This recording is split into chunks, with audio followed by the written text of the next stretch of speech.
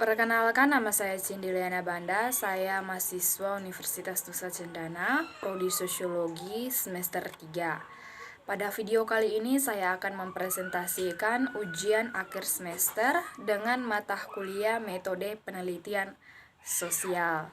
Baik, langsung saja, buku yang saya review ini itu berjudul Penelitian Sosial, Teori, Metode, dan Teknik yang ditulis oleh Pier Giorgio Corbetta.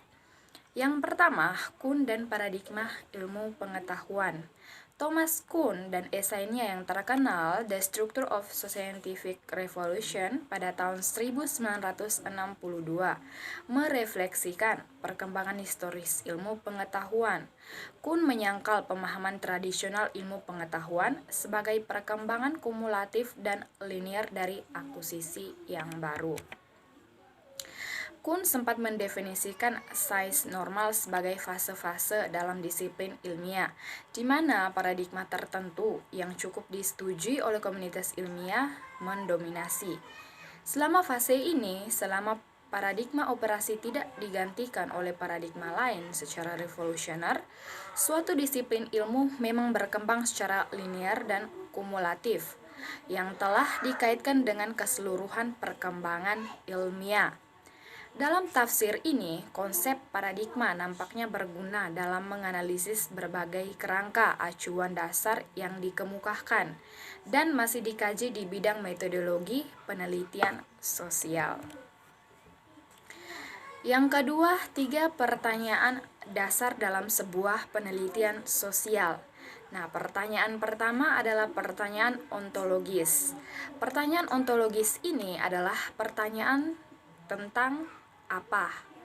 Ini menyangkut sifat dan bentuk realitas sosial.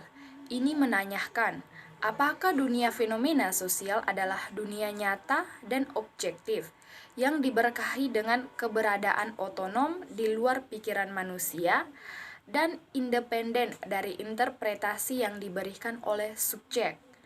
Masalahnya terkait dengan pertanyaan filosofis yang lebih umum tentang keberadaan benda-benda dan dunia luar. Pertanyaan yang kedua adalah pertanyaan epistemologis. Nah, pertanyaan epistemologis ini adalah pertanyaan tentang hubungan antara siapa dan apa, atau hasil dari hubungan ini.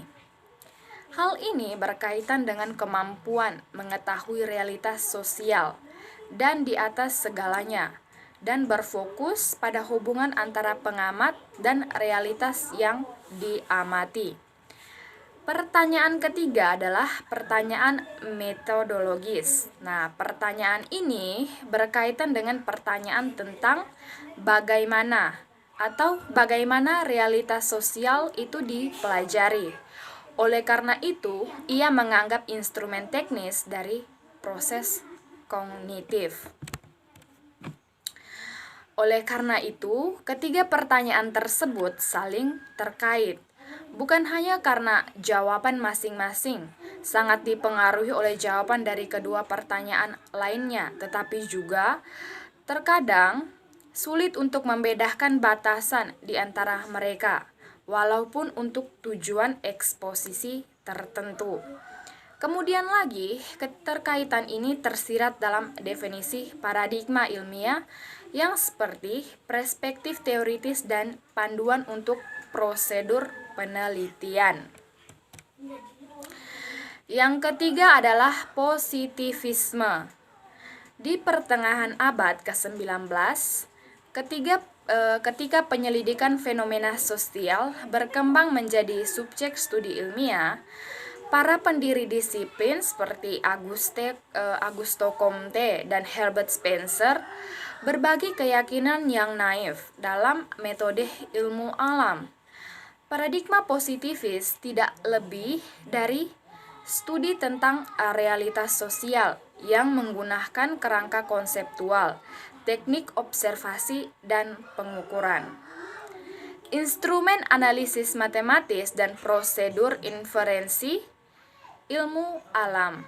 Menurut Comte, positivisme sosiologi abad ke-19 memperoleh sudut pandang positivis dalam semua ilmu, itu merupakan titik akhir dari suatu tren yang sebelumnya telah melewati tahapan teologis atau metafisik yang biasa disebut dengan eh, berhubungan dengan sifat-sifat rohani atau roh-roh.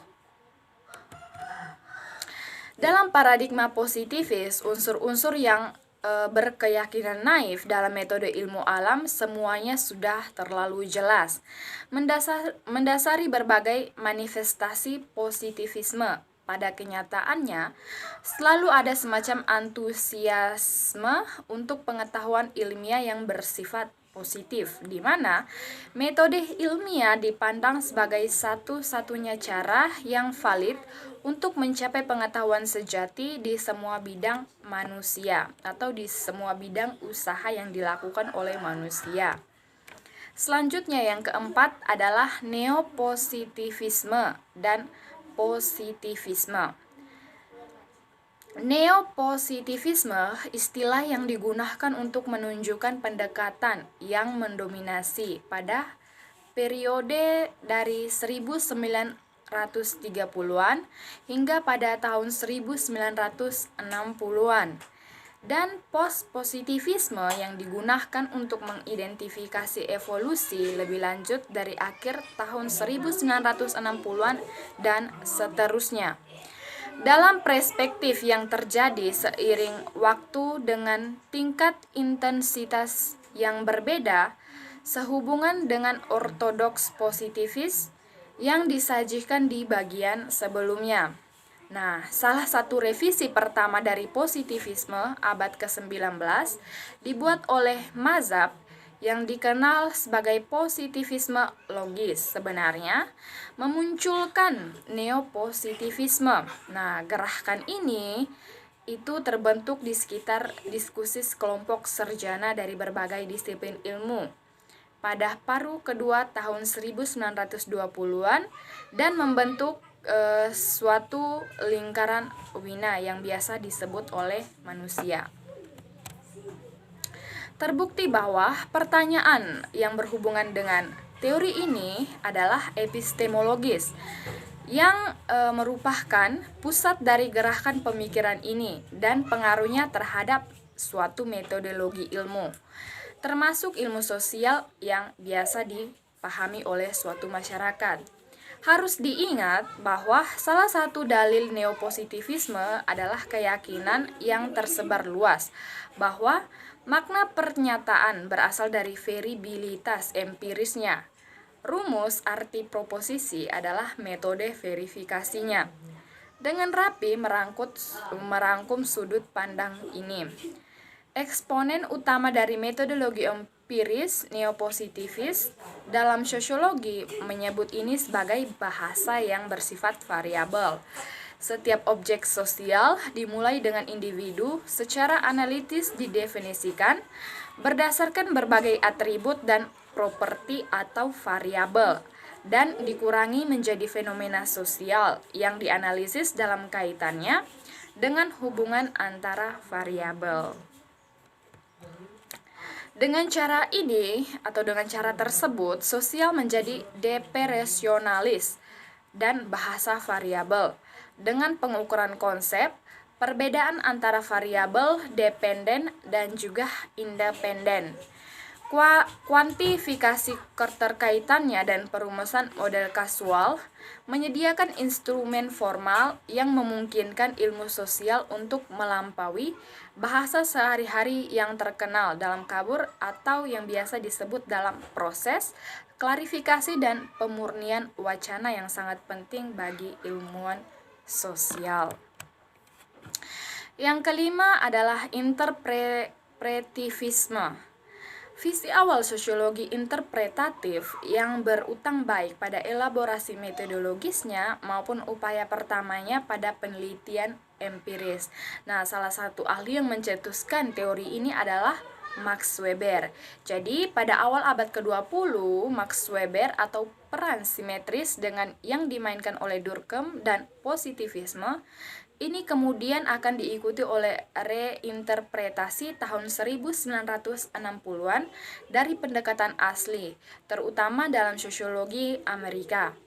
Hal ini pada gilirannya memunculkan berbagai jalur pemikiran yang ditemukan dalam interaksionisme simbolik. Sosiologi fenomenologis atau etnometodologi yang terlepas dari perbedaannya disatukan oleh penekanan yang sama pada interaksi individu. Mengenai poin pertama, sepanjang hidupnya, Weber menegaskan kembali perlunya ilmu sejarah dan sosial terbebas dari penilaian nilai apapun. Namun, kesadarannya tentang masalah atau dipertajam dengan keterlibatannya dan intens dalam politik, dan kemudian pertanyaan-pertanyaan etis, itu ditimbulkan dari ancaman perang dunia yang akan segera terjadi, melebihi kemampuannya untuk memberikan jawaban yang tegas. Meskipun demikian, ia tidak pernah meninggalkan keyakinan bahwa ilmu sejarah dan ilmu sosial harus bebas dari yang namanya nilai. Baik, sekian dari saya. Terima kasih.